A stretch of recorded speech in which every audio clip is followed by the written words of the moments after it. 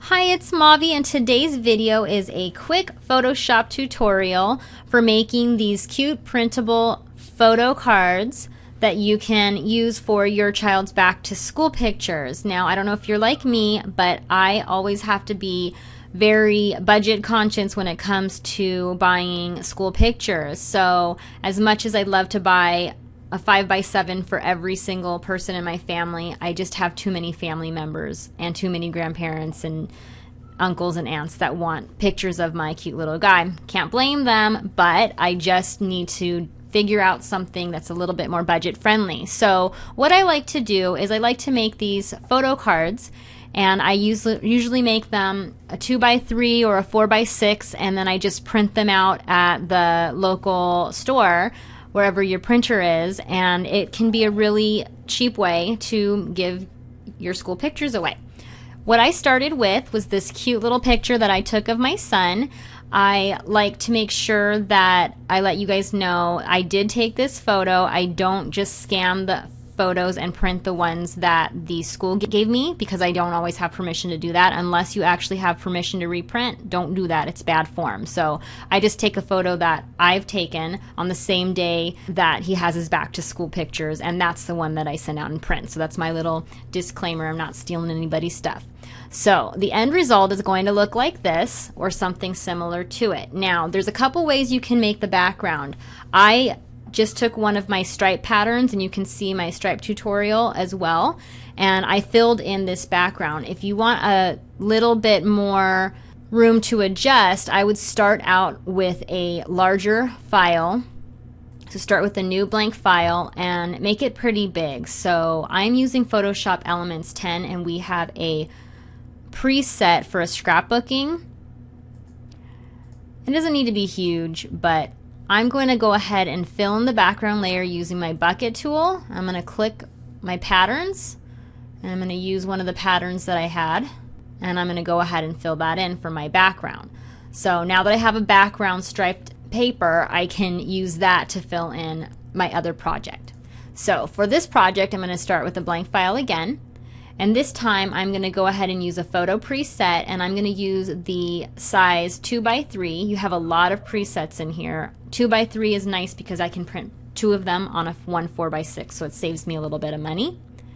And I'm going to use portrait orientation with a resolution of 300 and a transparent background. So the very first thing I'm going to do is I'm going to drag in my background layer. I'm going to move it around to wherever I want it.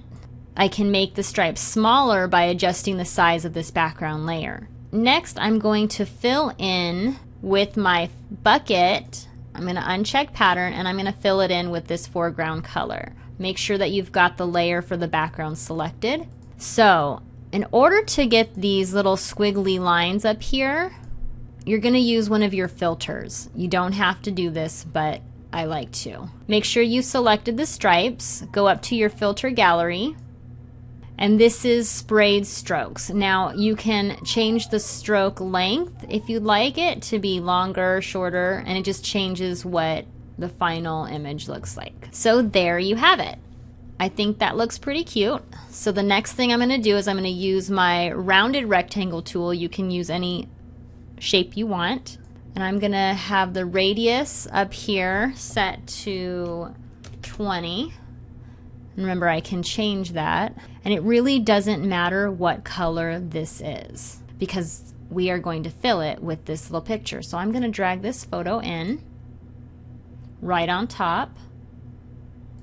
I'm going to move it a little bit towards the middle. Look at that smile. I'm a little bit biased, but I think he's cute. And remember, you're going to hold down the Alt button right in between where those little circles show up, and that's going to make sure that that image stays in and it's conformed to that shape. So the next thing I'm going to do is I'm going to hit Control or Command T so that I can resize this. I'm going to bring it down to about 30%. If you can't see it, just move it back up, and there he is, my little cutie pie. Click the little green check mark to commit the current operation, or click Enter. And there's the beginning of my photo card. The next step is I'm going to make another shape. I'm going to make the color white, And I'm going to put that down at the bottom. Now I could put his name, his teacher, all the information I want to put, any text I'm going to put right on top of this. But I'm going to change the opacity, so bring it down a little bit, about 70%. Next, I'm going to add a new layer where I'm going to put all of the text that I want on it. I'm going to grab my text tool or my type tool, and I'm going to go ahead and type in his name and the grade. And if it doesn't show up, that's a good sign that you just need to make this a little bit bigger. Now, because it's white, I need to change the font. So I'm going to double click and I'm going to choose, with my little eyedropper, I'm going to choose a color that is already on here and see how that looks. Now, if I want to make the background a little bit bigger, again, you can use Control T. You can also add the year if you'd like, but I'm just going to go ahead and leave that like it is.